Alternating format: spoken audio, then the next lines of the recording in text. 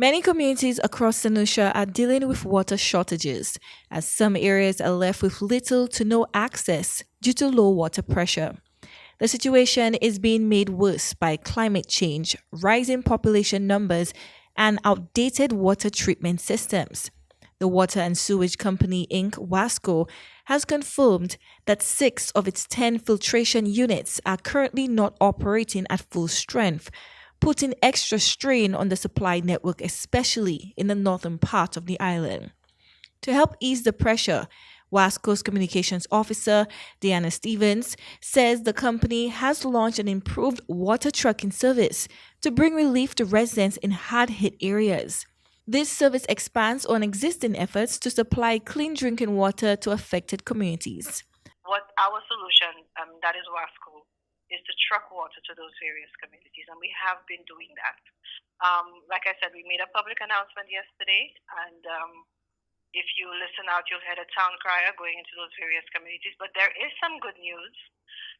We were able to get water into the shock tank, for example, that feeds a number of areas in Grand Riviere, Monnier, and these areas. So we did have some higher pressures overnight and into today, but we are still trucking to those communities. WASCO is focusing on getting water to the most affected neighborhoods by using 2 of its own trucks, along with private trucks hired to help meet demand. The company is covering the full cost of these private trucks, so residents won't have to pay anything when they receive water through this service. However, if someone chooses to hire a private water truck on their own, they will have to bear the cost, which typically starts at $450. Stevens urged the public to contact WASCO's control room directly if they are in need of water, instead of only expressing their frustrations online. But a lot of residents decide to opt for the media or the private media or social media to air out their grievances instead of calling WASCO directly to let us know that, hey, we're having these problems and we try to encourage residents not to wait too long.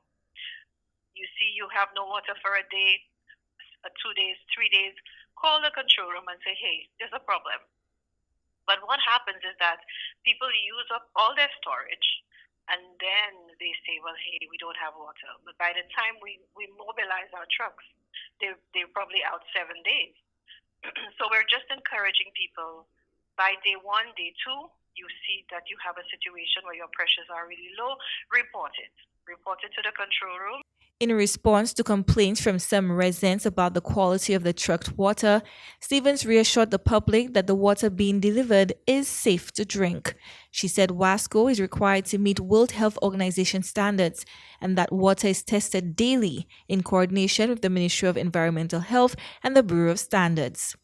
She also encouraged residents to regularly clean their tanks and drums using bleach or sanitizing tablets to keep them hygienic.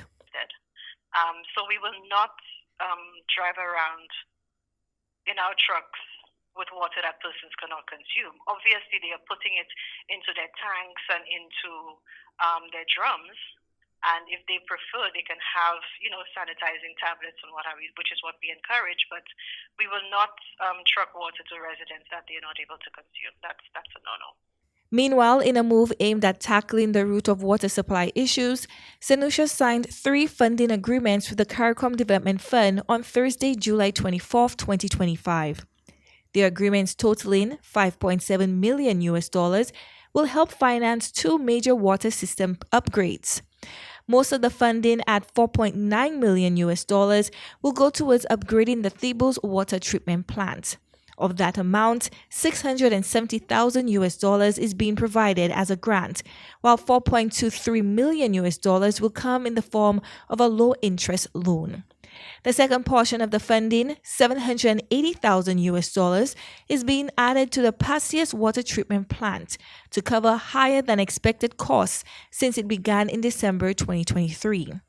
With this latest funding, the CDF has now invested nearly $7 million in St. Lucia's water systems, an effort officials hope will bring long-term improvements to the island's water access and reliability.